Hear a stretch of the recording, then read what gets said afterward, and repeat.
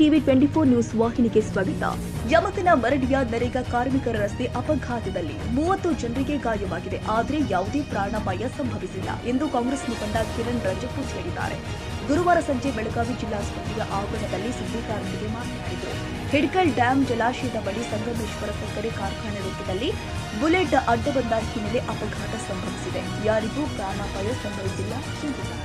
ಪಂಚಾಯತಿಯಿಂದ ಯಮಕನಮಡಿ ಗ್ರಾಮದ ಕೆಲ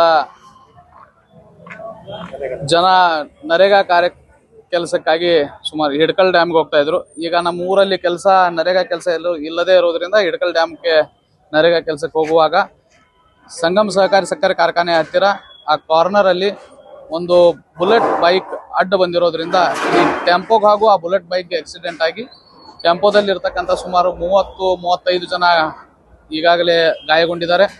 ಎಲ್ಲರೂ ಈಗ ಆರೋಗ್ಯವಾಗಿದ್ದಾರೆ. ತಾವು ಕೂಡ ನೋಡಿದಿರಿ. ಮುಂದಿನ ಚಿಕಿತ್ಸೆ ನಡೀತಾ ಇದೆ.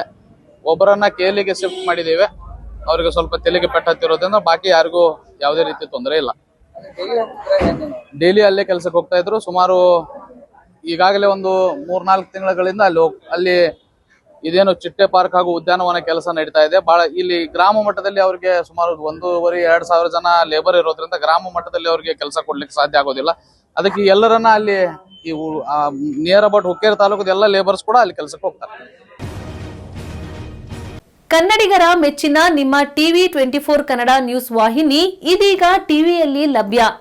ಕರ್ನಾಟಕ ಮತ್ತು ದೇಶ ವಿದೇಶದ 360 ಡಿಗ್ರಿ ಸುದ್ದಿ ಹಾಗೂ ಉತ್ತರ ಕರ್ನಾಟಕ, ಬೆಳಗಾವಿ, ಬಾಗಲಕೋಟೆ, ಧಾರವಾಡ, ಹಾವೇರಿ, ಗದಗ, ಬಿಜಾಪುರ ಜಿಲ್ಲೆಯ ಕ್ಷಣ ಕ್ಷಣದ ವಿವರವನ್ನ ಪಡೆಯುವುದಕ್ಕೆ ಟಿವಿ 24 ಕನ್ನಡ ನ್ಯೂಸ್ ವಾಹಿನಿಯನ್ನ ಲೈಕ್ ಮಾಡಿ, ವಿಡಿಯೋಗಳನ್ನ ಶೇರ್ ಮಾಡಿ, ಕಮೆಂಟ್ ಮಾಡುವ ಮೂಲಕ ನಮ್ಮ ವಾಹಿನಿಗೆ ಸಹಕಾರ ನೀಡಿ ಮತ್ತು ಚಾನೆಲ್ ಅನ್ನ ಸಬ್ಸ್ಕ್ರೈಬ್ ಮಾಡಿ. Thank you.